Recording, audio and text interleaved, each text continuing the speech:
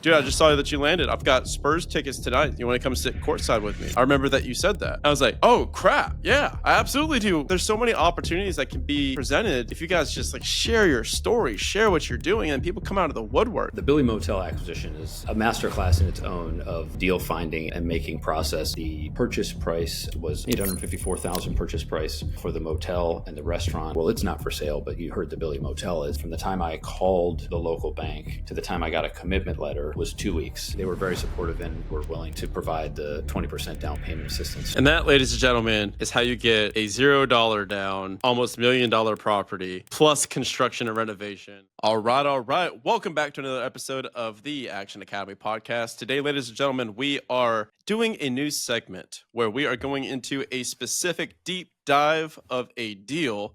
Not a deal deep dive, like we've heard about before from Brandon Turner, but a deep dive of a deal with one of our Action Academy members, Mr. Ian here. So this is the first episode of an Acquisition Academy episode of the podcast. So we're going to do a new little segment where we go super deep into why the deal was done, how the deal was done, and how you guys can be able to implement this in your lives and your businesses. So let's start first and foremost. Ian, who are you and what deal did we get done? Absolutely, Brian. Super glad to be here, man. Thank you for having me. So the deal that I got done is a motel in a town called Davis, West Virginia. And the motel is the Billy Motel. Super cool. Now walk us through a little bit about maybe some information about the deal itself, and then we'll walk backwards into where we were before and what kind of got us here today. Sure. So the motel is currently a 10-room motel, and it's got a pretty kick-ass restaurant, which is one of the things that I really liked about it. The restaurant and the motel have this symbiotic relationship. The motel kind of relies on the restaurant, and the restaurant relies on the motel for success. But I found out about the opportunity actually from another town I'm involved in West Virginia called Berkeley Springs, which I'm sure we'll get into a little bit. But just talking to people, telling them what I'm looking for, and networking in Berkeley Springs uncovered that this motel was for sale. It was not very widely advertised. And so that's how I found it. The purchase price was $854,000 purchase price for the motel and the restaurant, and that also included some land behind the restaurant, and motel, which will be key to what we want to do next and really make this a really nice acquisition and long-term investment. Beautiful. So walk us through your hospitality. So you've chosen hospitality as your investment class here, and then this is what you're obsessed with overall. So walk us through where we were before with your short-term rentals, and why are we pivoting here slightly over to the commercial side? Absolutely. So going back even a little bit further than my short-term rental background, I've always had an interest in real estate. All the way back to my undergraduate degree. I was a civil engineer. I went into commercial construction, changed careers, and have been in commercial banking the last 18 years, where I had the opportunity to finance commercial real estate projects, which has given me a skill set that is really useful in hospitality development. So having an interest in real estate, I dabbled a little bit in long-term rentals, and just didn't really find the energy and passion in real estate until I bought my first short-term rental back in 2023. And it was that experience that really kind of got me hooked and addicted to hospitality. I just love the feedback. I love, guests giving feedback, both positive and negative, although we've had much more positive feedback than we have negative, but everything's a learning experience.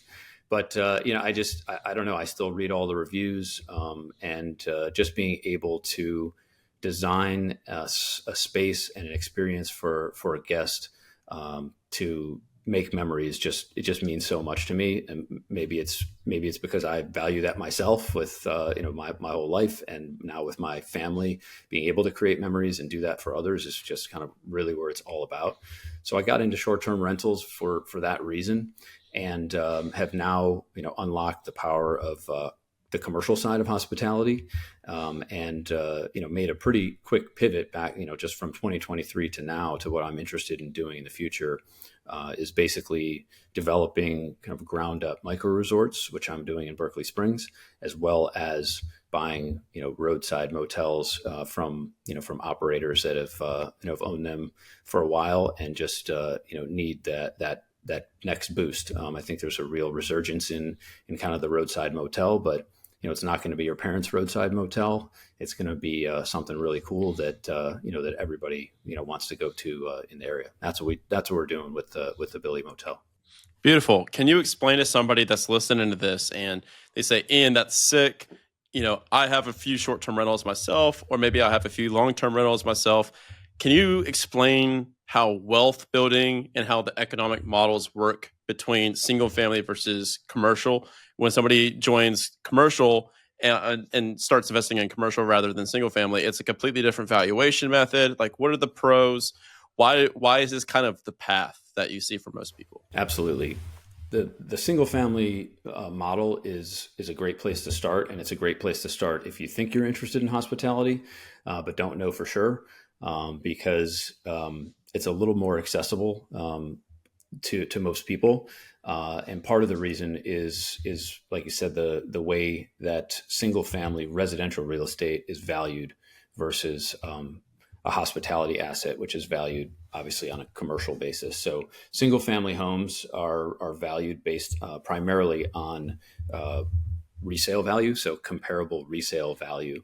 And in that space, if I'm going to buy a single family vacation home that I plan on renting out, there are other individuals and families that are also looking for that same type of property.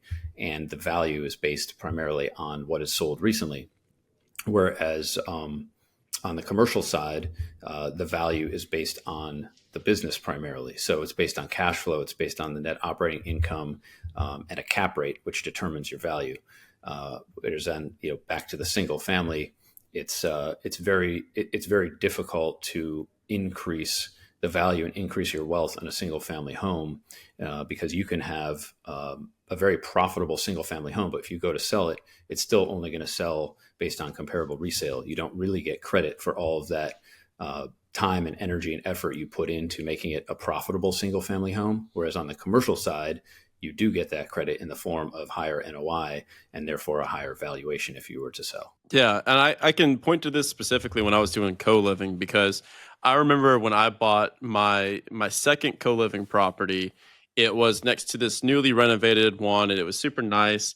And the owners they weren't renting it out before, but they finished out this whole in-law suite, and it was like so pretty and so well done, and they did all of this work to it. But at the end of the day, it didn't really matter what it could rent for. It didn't really matter, all the additional income opportunities. So as an investor, I was able to benefit from that because I could make extra income from that.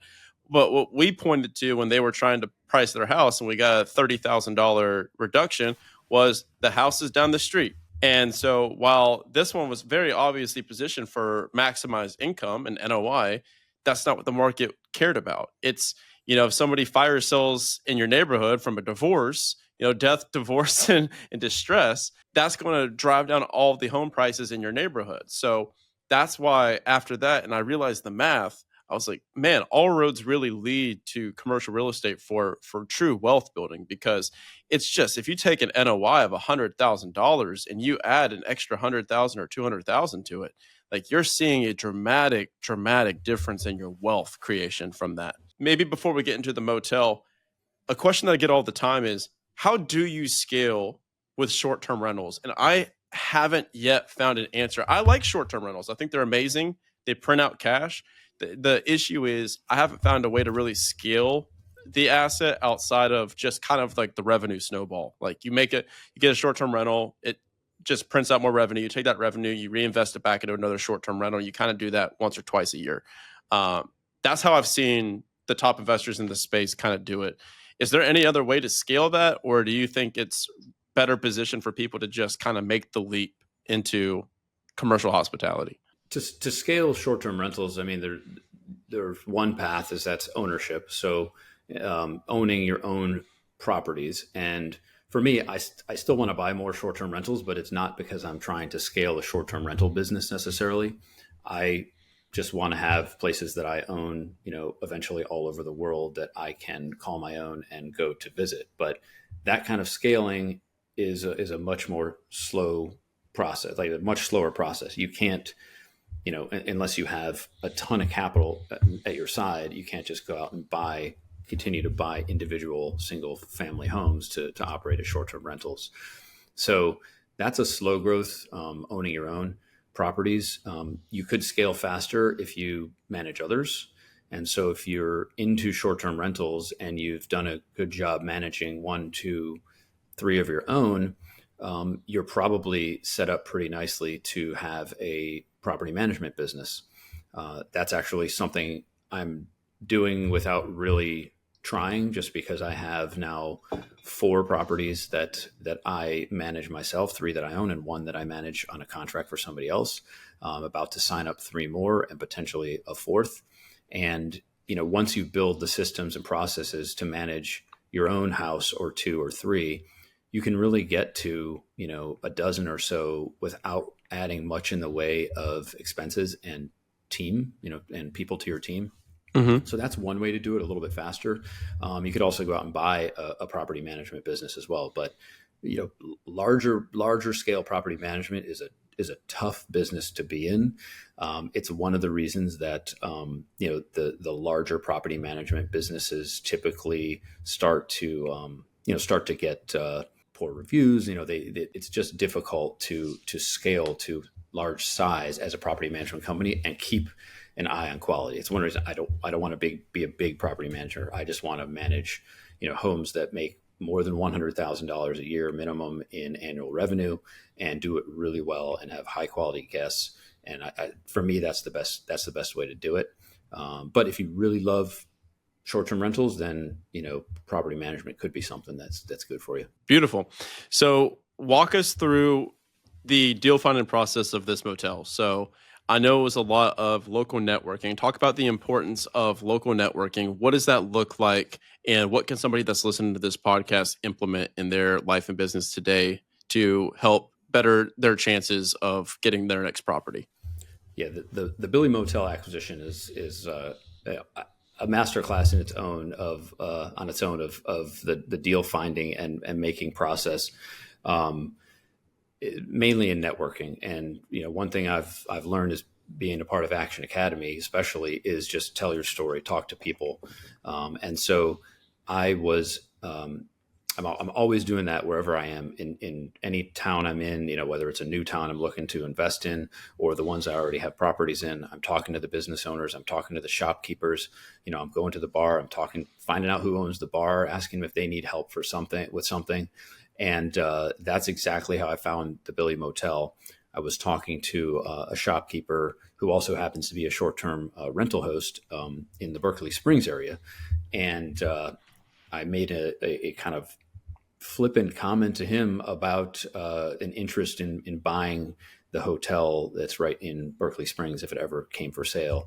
And he just kind of like fired back, well, it's not for sale, but you heard the Billy Motel is. And at the time I had never heard of the Billy Motel.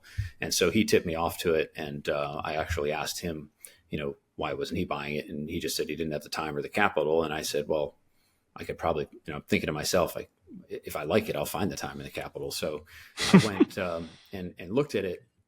And, at first I kind of thought it was a little too small. But the opportunity opened up when I dug a little bit deeper than the listing itself and went on the GIS, the county GIS map that actually shows parcel by parcel who owns specific properties. And I know. And explain what that is. What is the GIS map for somebody that's listening? So the GIS map is a national service, and it basically lists, it shows property information, publicly available property information. Now, not all states participate in the same level of disclosure of property information, but the ones that disclose full details of property ownership, you can go to the map of the county. So basically, if you know the county you're looking in, you type in the name of the county, and then you type in GIS map, and it will come up with the county's website GIS service.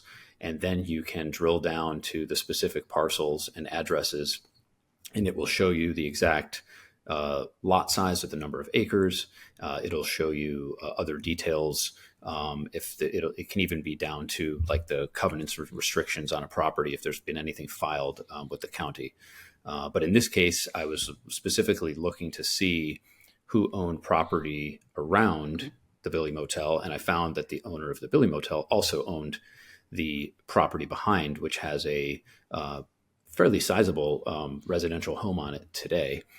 And that is what really made me interested, because that unlocked the possibility of expansion. So it went from an opportunity that was probably too small to one that I think will be a really good opportunity to expand and make it something, that'll be a really nice piece of our portfolio.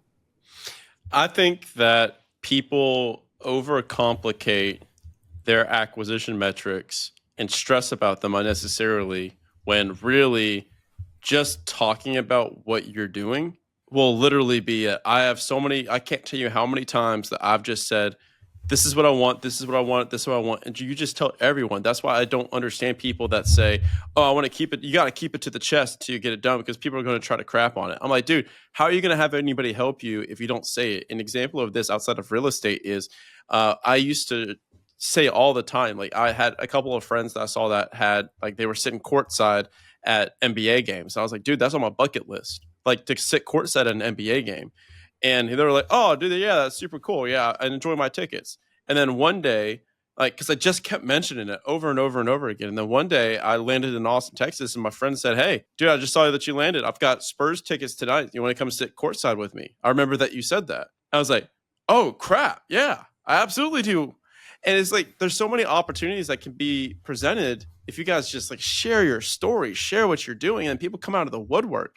So talk to me about the financing of this. So you're about to go buy another short-term rental for about $1 million. You see this and you say, well, why not just go ahead and do this? And there's also some tax benefits as well to it as well. So walk me through, how did you finance this? Were outside investors used? How did you structure the actual debt? So one of the beauties of this acquisition, but generally my overall strategy in working in kind of underappreciated small towns that are, within a driving distance of large metropolitan areas and also have some history of hospitality already. So one of the advantages of that strategy is that there can be, not always, but there can be really supportive local banks. And so what I have learned is, as far as financing and getting the capital to do a deal, the order of preference is a small local bank, a regional bank, then a national bank, and something like an SBA. In the case of the Billy Motel, as soon as we were under contract, I made calls to the two local banks, because it's a very small town, and both of them were very interested. Both of them knew the property already. One of them actually had the financials already, because they were actually already a customer of that bank, and so it just made things very easy. But on a timeline basis, from the time I called the local bank to the time I got a commitment letter, not just a term sheet, but an actual commitment letter approved from the bank, was 2 weeks, and that was to purchase. So it covered the full purchase price of the motel.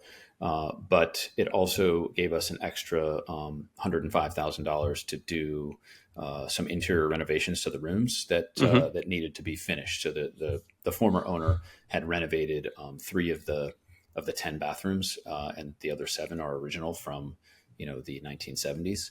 And so the bank was willing to lend us not only the full purchase amount, but also the additional amount we needed to renovate the remaining bathrooms and give the exterior a little bit of a facelift as well. One comment on how that was even possible. So it kind of started with the local bank knowing this motel, knowing what a great place it was before, believing in what it could be with us coming in and continuing the great work that the former owner had done.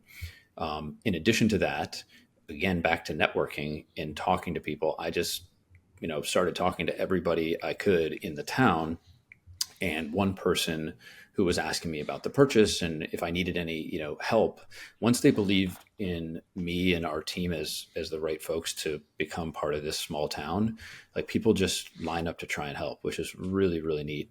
And I think is a characteristic of these small towns. So one person had told me when I was telling them what we were doing, they said, "Oh, if you need any help with the down payment, there is a community development bank that's supported by the state of West Virginia that helps with down payment assistance." And so I, of course, was very interested.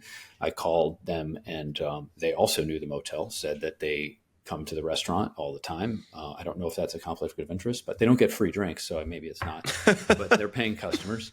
So I talked to them, and they were very supportive and were willing to provide the 20% down payment assistance. So the senior debt from the local bank is for 80% of the purchase price plus the renovations, and the community development bank is kicked in the other 20%, which has allowed us to keep our cash and powder dry for the soft costs related to the expansion that we're going to do. And that, ladies and gentlemen, is how you get a $0 down, almost $1 million property plus construction and renovation that will force equity. What are we projecting the forced equity to be post construction? Forced equity is in how much equity will we add above like the costs? And when it's fully renovated. Yeah, I think conservatively, I think we'll probably force about $1 million of equity into it. We're looking right now, at roughly $1 million purchase and initial renovation budget. And then we're looking at roughly a $3 million expansion project. And, I think we should be anywhere from 5 to 6 million in value upon stabilization. And that's how you do it. Dude, it's crazy. It really is crazy when you just change how you're thinking about things. Can you point to a moment or a conversation or an event where you finally realized that this was possible? Oh boy, there are so many moments, but the one moment that sticks out that I knew this was a good investment and was when I first met with the now former owner, and sitting down to talk to her about the history of the motel, what she had done with it. And I asked one question, and that was, if money was no object, what would you do today to your motel? And she said, "Oh, I would add at least 10 more rooms in the back." And when she said that, I had already decided that's the only way I was going to move forward, was if that was possible. She said that, and then she basically pulled out of a folder this sketch she had of what she had dreamed of being able to do. And not only did that validate the thesis that I had going into it and the reason that I was interested, but it also gave me the opportunity to form a deeper bond with this, owner who had really put her, entire savings and all this energy to make it this really cool, different place. And she just ran out of steam, so helping to solidify that bond with her, helped make the transition to me and the acquisition possible. I mean, another big learning experience through this whole acquisition is just how important it is to build rapport and be genuine with the the folks that you're buying property from or buying a business from, because they've put so much into it. They don't want to see it be erased. I mean, they want to see what they've done be respected and appreciated, and if possible, continued. I mean, we're certainly going to do some things differently, but the foundation is going to be the same. That also made it so much more meaningful to me, because now, she's going to be a great friend as well. I love it, man. And then especially in a small town, building those local relationships, like relationships are everything. That's the 80-20 is like, just do the small unscalable stuff, just pure hospitality, peer to peer, just going out and helping people and building up your local community. So speaking of communities, man, you've been a member of Action Academy, and I'm curious about how that has impacted you, how that's helped you along your journey. And are you going to be over in Cancun here coming up? Yeah, so I'm definitely going to Cancun. I will. Let's go! I get to finally meet you, man. I know. Really excited about that. So I joined I listened to the listened to your podcast for 2 years. I mean, it's been at least 2 years since I've been listening, and never really considered joining just because honestly, I like my job. I don't hate my W-2. And so I also, I'm a little further along in my career being, almost, I hate that. I'm not going to say almost. I am 46. I'm not almost anything. So I am 46. And why is it we get older, we say like, oh, the day after you're 46, you always say, oh, I'm almost 47. No, you're not. You're 46. You're 46 and a half. Yeah. So I am 46. And a little further along in my career and the expense side of things, especially with the family. Yeah. And so I didn't really think it was for me, but then I got laid off. And so that's when I thought about joining. It still wasn't certain. And then I spoke one-on-one with with the man, the myth, the legend, Mr. Nate. And he told me why I would never regret joining. And so he convinced me. I joined the next day, and that was just like the day after Thanksgiving last year. And the tools that Action Academy has given me are just invaluable. Like Nate was 100% right when he told me that whatever the cost is, you will get back like multiples over. And it's the main thing is mindset. I mean, I have over here on my wall, which I could show you, but my really nice vision board. So I did all of the, month one stuff, and that the mindset is just huge. I mean, a year ago, I never would have thought I would be a motel and restaurant owner because I had no idea how to do it. But what Action Academy's taught me is you surround yourself with the right people. It doesn't matter if you know how to do it today. What you need to know is that you'll figure it out, and you have the people around you to rely on to help you figure things out. And that's what Action Academy's given me. Dude, it's the tyranny of how. Like, you just need to be around people where how stops being like, how is a swear word. Just like try. Because what I have found to be true, and the reason that I did Baya, the hotel that we're doing with Ben, and that you're going to be you're a partner on, and I'm honored to have you along, man. It's just like, dude, to do a $14 million hotel as our first deal, together, I was just like, let's just go for it, man, because we're going to learn through this process, and we're going to build this new cornerstone of a market in South Florida, and it's going to be amazing. And so it never stops. It never stops. At the end of the day, it's all about just like truly community, both your local community that you're involved with, and then finding just your tribe of people that are going to help you through it, because we all have these stories that we tell ourselves about what we can do and what we can't do. And at the end of the day, one of my favorite quotes is hell on earth would be to meet the man that I could have been. Yeah, that's a good one. Yeah, so it's all about maximizing your potential while we're here. Another one I really love is let's not go to heaven well rested. Love it. I hope we don't get there well rested, man. So if people want to invest with you, if they want to do something with you in the future, if they want to follow along on your journey, especially as we build up this micro resort community, because I'm super excited about having you back on when that's complete, where can they go? Where can they find you? The best place to find me is on our Instagram page. It's at Stay With Branch. That is the parent company and the one that's building the micro resort in Berkeley Springs. But I'd love for you all to follow along at the Billy Motel as well, as we build that Instagram page out. And my email is ian@staywithbranch.com. Perfect. And how do you spell the Billy Motel? What's the @ for the Instagram? It's TheBillMotel, the Billy Motel. Awesome. All right, beautiful, man. We'll have all of those links in the show description.